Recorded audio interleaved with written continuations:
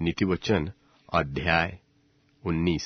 नीतिवचन अध्याय 19।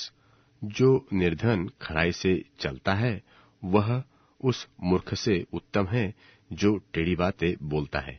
फिर मन का ज्ञान रहित रहना अच्छा नहीं, और जो उतावली से दौड़ता वह चूक जाता है। मूढ़ता के कारण मनुष्य का मार्ग टेढ़ा होता है, और वह मन ही मन यहोवा से चिढ़ने लगता है। धनी के तो बहुत मित्र होते हैं, परंतु कंगाल के मित्र उससे अलग हो जाते हैं। झूठा साक्षी निर्दोष नहीं ठहरता, और जो झूठ बोला करता है वह न बचेगा।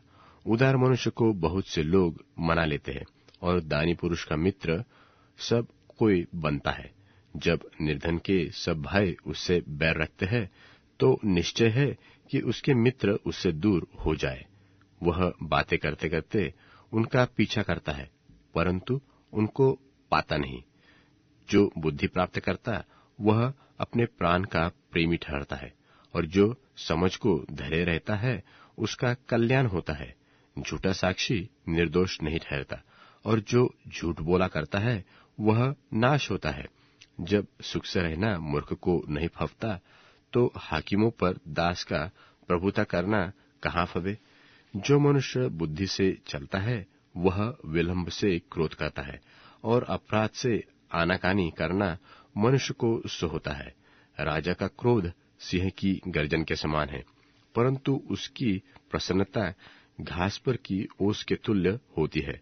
मूर्ख पुत्र पिता के लिए विपत्ति ठहरता है, और पत्नी के झगड़े अगड़े सदा टपकने के समान है।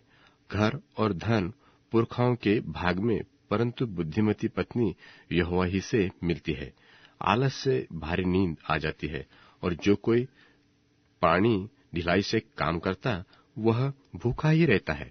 जो आज्ञा को मानता वह अपने प्राण की रक्षा करता है, परंतु जो अपने चाल चलन के विषय में निश्चित रहता है वह मर जाता है।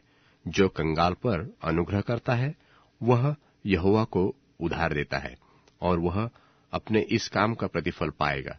अपने पुत्र की ताड़ न कर, क्योंकि अब तक आशा है। जानबूझकर उसको मार न डाल। जो बड़ा क्रोधी है उसे दंड उठाने दे, क्योंकि यदि तू उसे बचाए तो बारंबार बचाना पड़ेगा। सम्मति को सुन ले और शिक्षा को ग्रहण कर, कि तू अंतकाल में बुद्धिमान ठहरे। मनुष्य के मन में बहुत सी कल्पनाएं होती है, परंतु जो युक्ति यहोवा करता है वही स्थिर रहती है।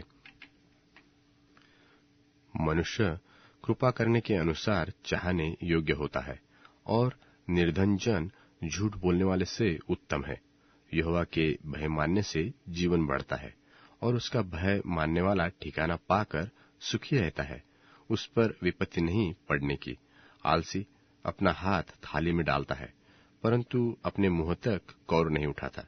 ठट्ठा करने वाले को मार, तो इससे भोला मनुष्य हो जाएगा, और समझने वाले को डांट, तब वह अधिक ज्ञान पाएगा।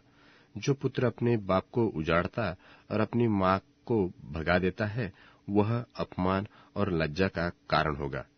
हे मेरे पुत्र, यदि तू भटकना चाहता है तो शिक्षा का सुनना छोड़ दे।